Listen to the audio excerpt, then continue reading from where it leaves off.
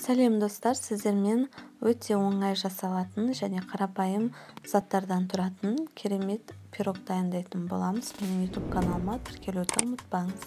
Алдымен жұмыртқа, шекер және шым-шым тұзымызды салып, жақсылап миксерлеп аламыз.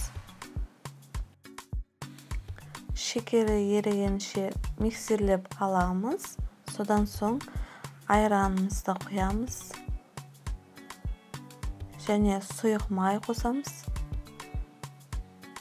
Тағы да миксерлеп аламыз.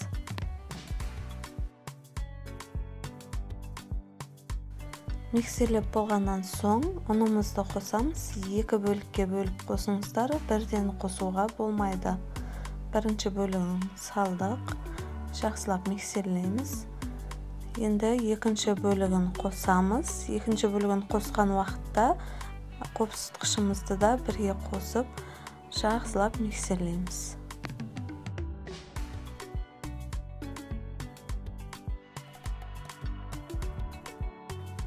Міне массамыз осындай болу керек. Енді пергамент төселген табамызға массамызды құямыз. Видеодағыдай бетін жақсылап ұрып, осылай тегістеп аламыз. 150 градуста 20-25 минуттай пісіріп аламыз. Сол арада кремін дайындаймыз. Бізге президент қаймағы керек болады. Содан соң осындай вареная сгущенка керек болады. Енді екеуін венчиктің көмегімен жақсылап біртігі қалмағанша араластырып аламыз. Міне осындай массада болады. Енді осындай кішкентай Қазақстан шоколадты алып, кондитерский мешокқа салып, қайнаған суға сол мешоктың ішінде ерітіп аламыз. Міне біздің пирогымыз дайын болды. Енді бұл пирогты 2 немесе 3-ге бөліп алсаңыздар болады. Мен 2-ге бөлдім. Және осылай мен сияқты төңкеріп алыңыздар. 2-ге бөлдім. Енді осы корждарымыздың арасына жаңағы кремімізді жағып шығамыз.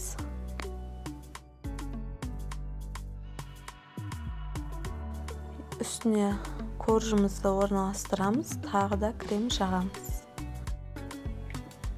Бетін сәнде өз еркілеріңізде мен крем жағып, жаңағы шоколадымызды Z әрпі сияқты жағып шықтым. Содан соң осындай зубочистка дейміз ғой, тіс шұқығыштың көмегімен осылай сызып шығамыз. Бетіне узор саламыз.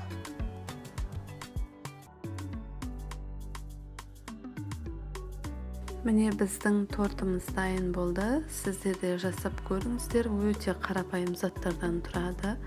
Және дәмі де керемет болып шығады.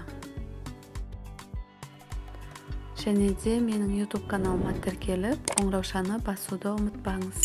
Алдағы уақытта бұдан да басқа рецептер шығады. Менімен бірге болып отырыңыз.